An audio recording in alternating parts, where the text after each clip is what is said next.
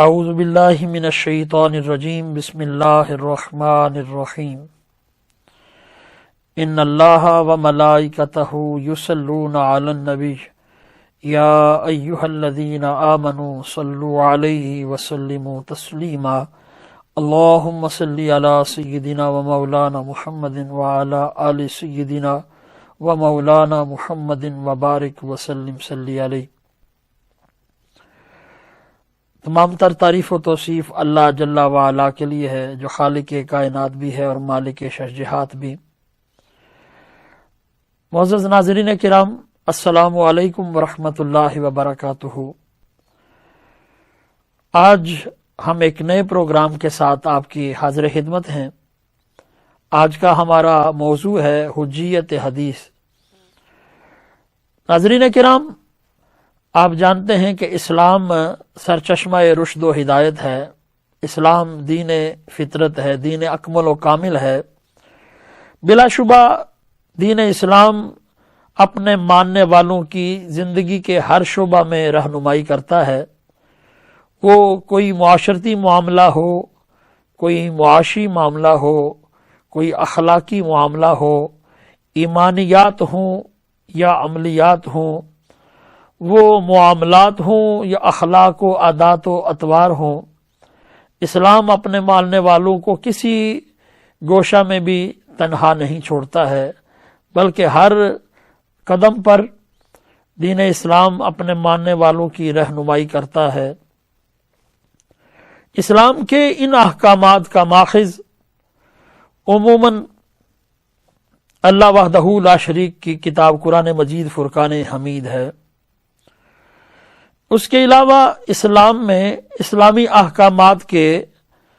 3 اور ماخذ ہیں کہ جن سے اسلام کے احکامات کو اخذ کیا جاتا ہے۔ اسلام کا پہلا ماخذ بلا شبہ اللہ کا قرآن ہے۔ اسلام کا دوسرا ماخذ، اس کے احکامات کا دوسرا ماخذ جو ہے وہ رسول خدا صلی اللہ علیہ وسلم کی سنت ہے۔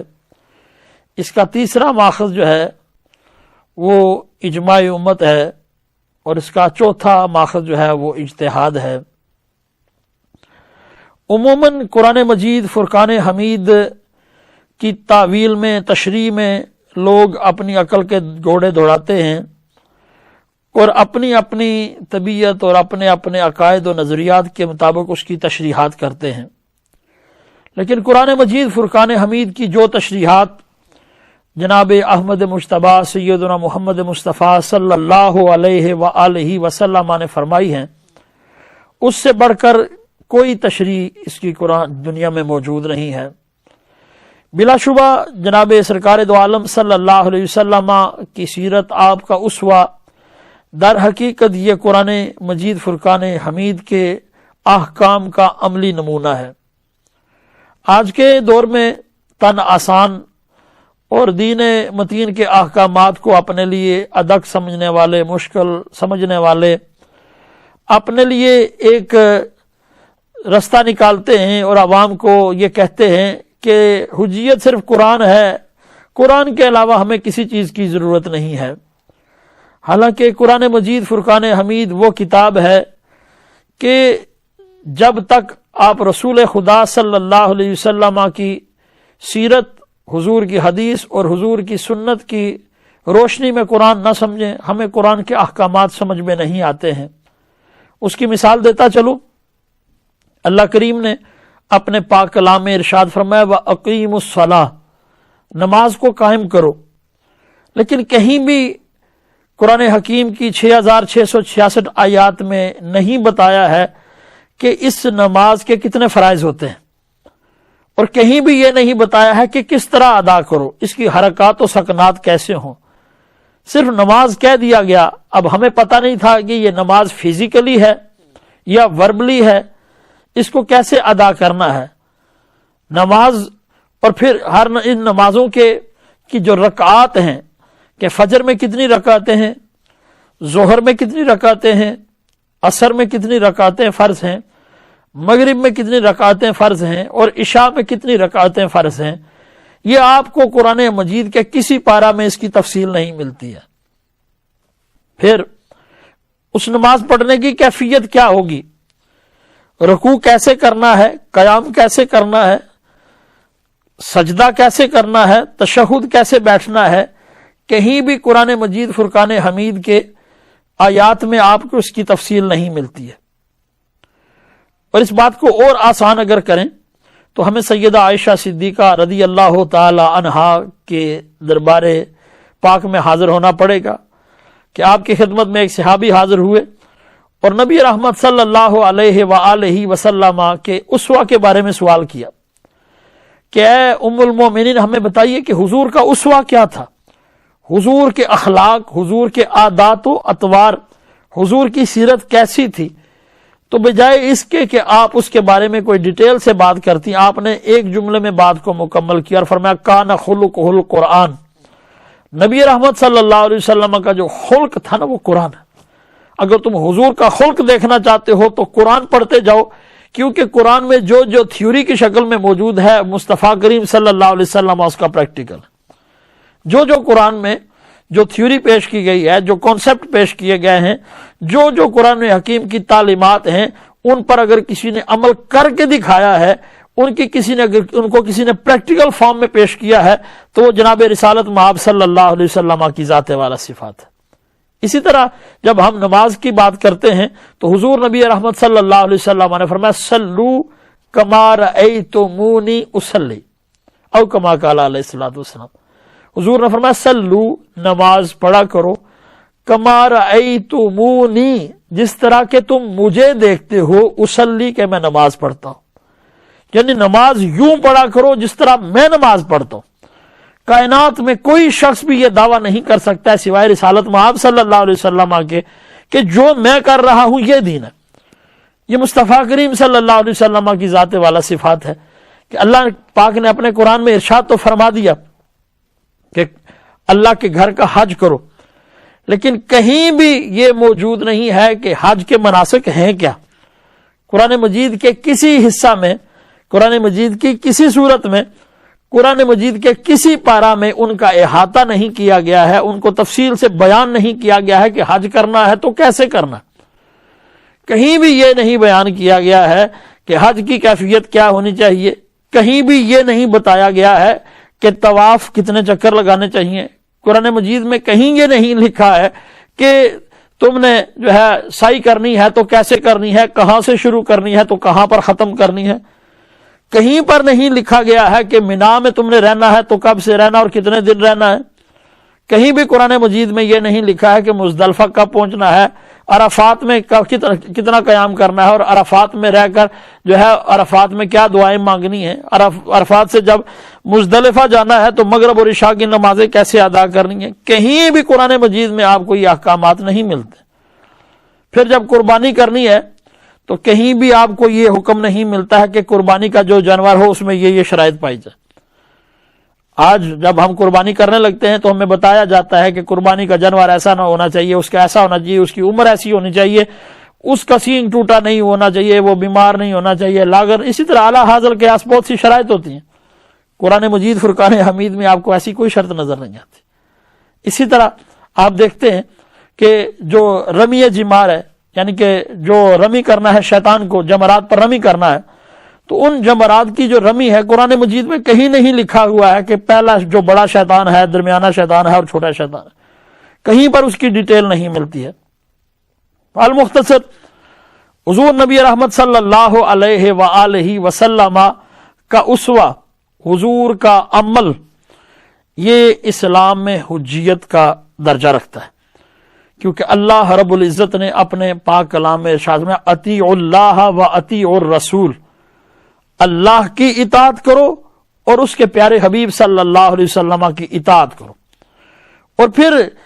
یہاں یہ بات بھی واضح فرما دی کہ وما ینطق عن الہویٰ ان ہوا الا وحی یوحیٰ،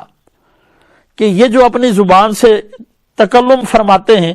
یہ جو اپنی زبان سے گفتگو فرماتے ہیں، یہ جو حکمت اور نور کے موتی بکھیرتے ہیں، یہ جو تمہارے دلوں کی بنجر کھیتیوں کو سیراب کرتے ہیں، تو یہ اپنی نفس اور اپنی خواہش سے نہیں بولتے ہیں۔ ان ہوا الا وحی یوحیٰ، یہ جو کلام کرتے ہیں یہ اللہ کی وحی ہوتی ہے، یہ اللہ کا عطا کردہ کلام ہے اور یہ اللہ کی مرضی سے بولتے ہیں۔ لہذا حضور نبی رحمت صلی اللہ علیہ وآلہ وسلم کے کلام کو بھی اللہ نے اپنا کلام کہہ دیا۔ تو اب اس کی دو قسمیں ہوگی، ایک ہوگی وحی مطلوب جسے ہم تلاوت کرتے ہیں، اور ایک ہے وحی غیر مطلوب جس کی ہم تلاوت نہیں کرتے۔ جو وحی مطلوب ہے وہ اللہ کا قرآن ہے، اس کی حجیت ہونے میں کسی کو کوئی شک نہیں ہے، لیکن جو سرکار دو عالم صلی اللہ علیہ وسلم کی فرامین ہیں، جو حضور نبی رحمت صلی اللہ علیہ وسلم کی احادیث ہیں، اس کے بارے میں لوگ کلام کرتے ہیں اور بہت ساری ایسی باتیں کرتے ہیں، جیسے کہ ایک جو مشہور اعتراض کیا جاتا ہے جی احادیث تو بعد میں لکھی گئیں، جی حضور کے دور میں احادیث لکھی نہیں جاتی تھی، اور امام بخاری، امام مسلم اور دیگر ائمہ حدیث نے حدیث کو بہت بعد میں مدون کیا ہے۔ لیکن یہ حدیث بھی، یہ جو اعتراض ہے حدیث پر، یہ بھی باطل ہے۔ ہم چلتے ہیں حضور سرکار دو عالم صلی اللہ علیہ وسلم کے صحابی حضرت عبداللہ بن عمر بن العاص رضی اللہ تعالیٰ عنہ کی خدمت میں۔ آپ ارشاد فرماتے ہیں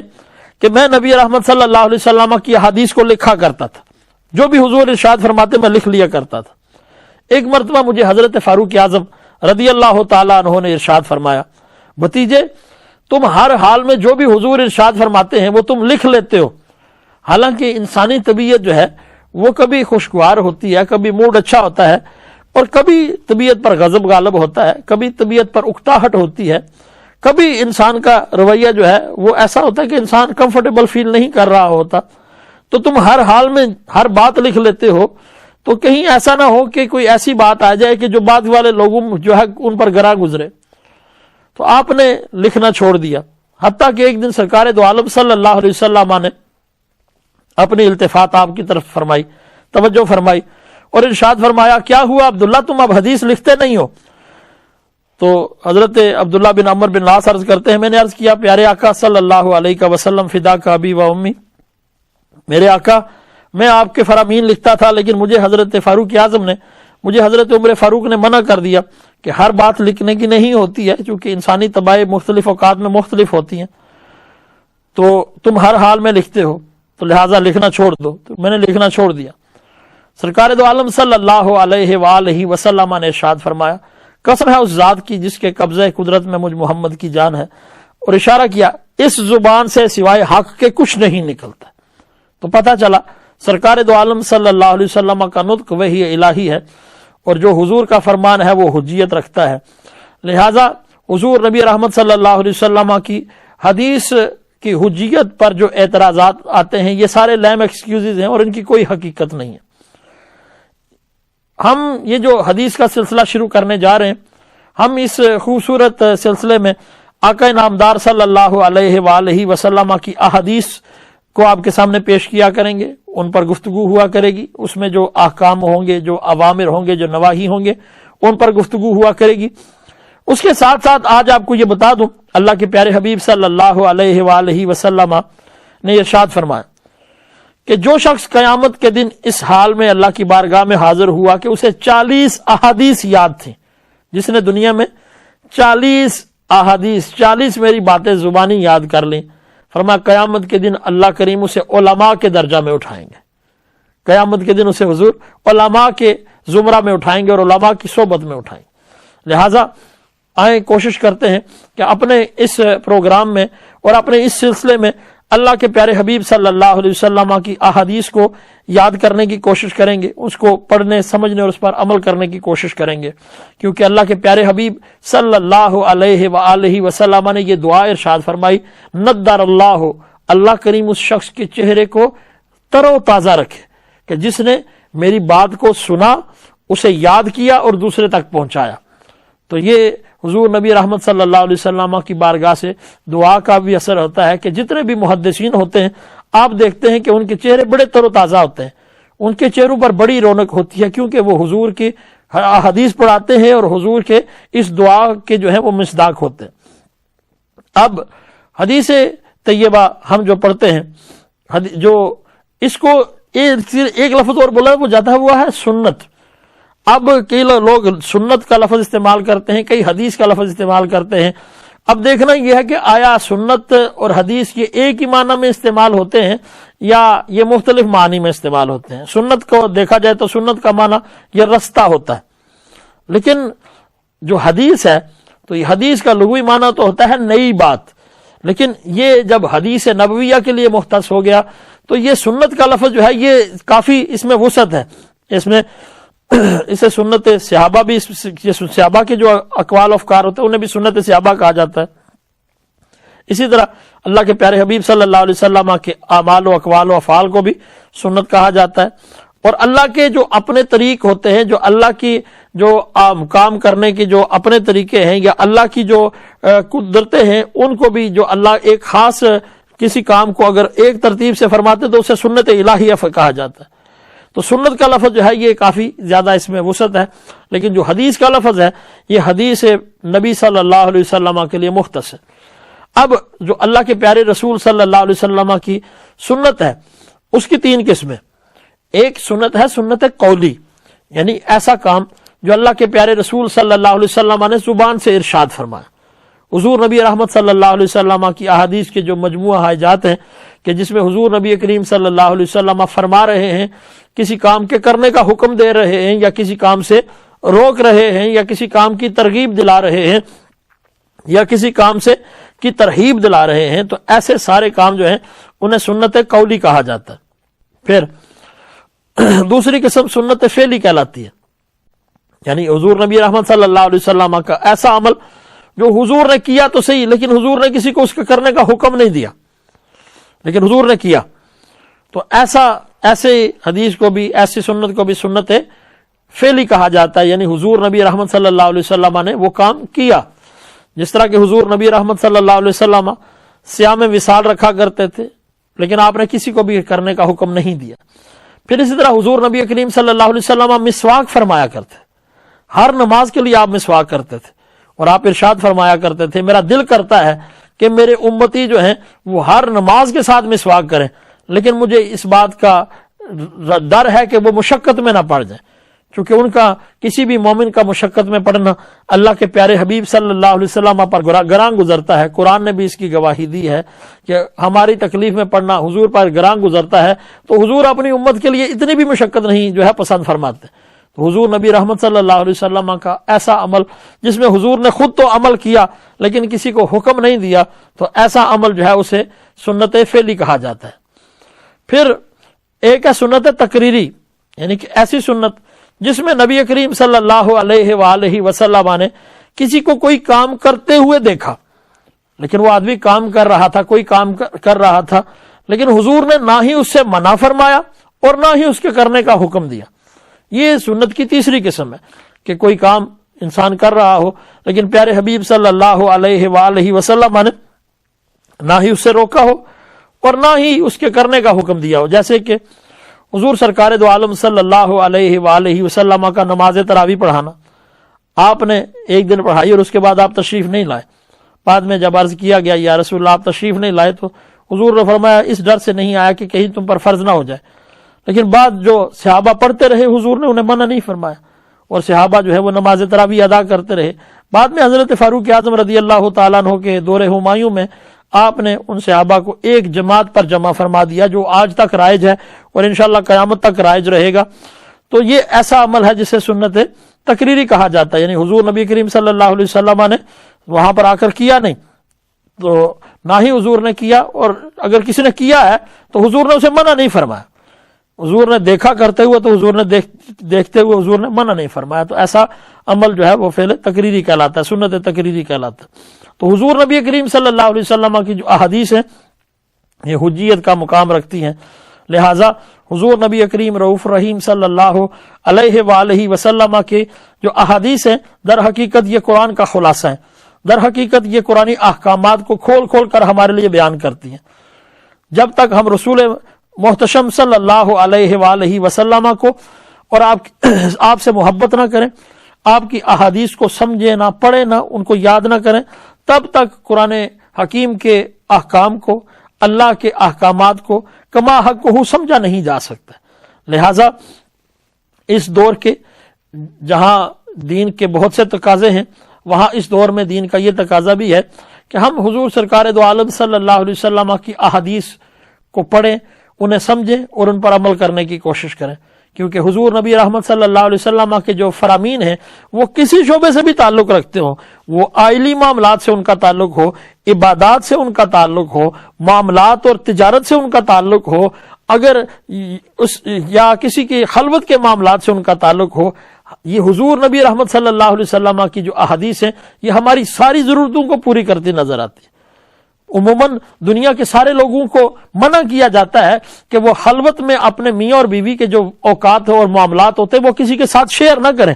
لیکن حضور نبی کریم صلی اللہ علیہ وسلم نے اپنی ازواج کو تعلیم امت کے لیے یہ فرمایا کہ وہ اپنی جو حضور نبی کریم صلی اللہ علیہ وسلم کی امت ہے ان کے ساتھ یہ معاملات ان کے لیے بیان فرمائیں، اور حضور نبی کریم رؤوف رحیم صلی اللہ علیہ وسلم کہ آئلی معاملات، یعنی جو آپ کے گھر کی چار دیواری کے اندر جو معاملات ہیں، پھر جو آپ کے اپنے ازواج کے ساتھ معاملات ہیں، اور پھر جو طہارت اور پردے کے معاملات ہیں، وہ سیدہ عائشہ صدیقہ رضی اللہ تعالی عنہا اور آپ کی دیگر ازواج مطہرات رضی اللہ تعالی عنہن نے کھول کھول کے اس امت کے لیے بیان فرمائے ہیں تاکہ تعلیم امت ہو سکے۔ اس لیے حضور نبی رحمت صلی اللہ علیہ وسلم کی جو حیات طیبہ ہے در حقیقت یہ امت کے لیے نمونہ ہے، اور امت کو دکھایا گیا ہے کہ اگر کسی نے اللہ کے احکام کو عملی شیپ میں دیکھنا ہے، پریکٹیکل شیپ میں دیکھنا ہے، اور کسی نے اللہ کے احکامات کی جو چلتی پھرتی تصویر دیکھنی ہے، تو پھر وہ مصطفیٰ کریم صلی اللہ علیہ وسلم کے جو ہے در دولت پر چلا ہے، اور حضور نبی کریم صلی اللہ علیہ وسلم کی احادیث کو پڑھے، سمجھے اور اسے دوسروں تک پھیلا دے۔ اور یہ ہماری ذمہ داری بھی ہے، کیونکہ نبی رحمت صلی اللہ علیہ وسلم نے خطبہ حجۃ الوداع پر یہ فرمایا کہ جن لوگوں نے یاد کر لی ہے وہ اسے یاد کریں اور دوسروں تک پہنچائیں، اور کئی بار ہوتا ہے جن تک بات پہنچتی ہے وہ سننے والوں سے زیادہ یاد رکھنے والے ہوتے ہیں۔ اس لیے اس دور کی جو بڑی ضرورتوں میں سے دین کے حوالے سے جو بڑی ضرورت ہے وہ مصطفیٰ کریم صلی اللہ علیہ وسلم کے فرامین سے جڑنا ہے، حضور کی حدیث سے جڑنا ہے، اور اس پر عمل کرنے کی کوشش کرنا ہے۔ بلا شبہ حضور نبی کریم صلی اللہ علیہ وسلم کی تعلیمات ہی زندگی میں سکون و آشتی، مہر و محبت اور شعور و آگہی کا ذریعہ ہے۔ اس لیے ہم اس اپنے سلسلہ میں کوشش کریں گے کہ آپ کے پاس مصطفیٰ کریم صلی اللہ علیہ وسلم کی وہ احادیث لے کے آئیں جن کا ڈائریکٹ ہماری زندگی کے ساتھ تعلق ہے، اور جن پر عمل کر کے ہم اپنی زندگی کو سنوار سکتے ہیں، اور ہم اپنے پیارے آقا صلی اللہ علیہ وسلم کی بارگاہ میں جب پہنچے تو ہم سرخرو ہو سکیں۔ لہٰذا ہمیں یہ چاہیے کہ ہم حضور نبی کریم صلی اللہ علیہ وسلم کی احادیث سے جڑ جائیں، اور یہ جو ہم پروگرام شروع کر رہے ہیں، یہ جو سلسلہ حضور نبی کریم صلی اللہ علیہ وسلم کے پاک احادیث کا سلسلہ شروع کر رہے ہیں، میں آپ سے ریکویسٹ کروں گا کہ آپ اس سے جڑے رہیے اور اپنے فیڈ بیک سے ہمیں ضرور آگاہ کیجیے۔ آپ کی تجاویز، آپ کے جو ایڈوائز ہوں گے ہمارے تک پہنچیں گی، ہم کوشش کریں گے کہ ہم ان موضوعات کو ضرور بضرور اپنے پروگرام میں شامل کر سکیں۔ اس لیے اپنی دعاؤں میں ہمیں یاد رکھیے گا، اپنا بہت سا خیال رکھیے گا، اور ہمیں اپنی دعاؤں میں یاد رکھیے گا۔ تب تک کے لیے اجازت، آپ کی دعاؤں کا طلبگار آپ کا میزبان طارق محمود جامی آپ سے اجازت چاہتا ہے۔ تب تک کے لیے اجازت۔ السلام علیکم ورحمۃ اللہ وبرکاتہ۔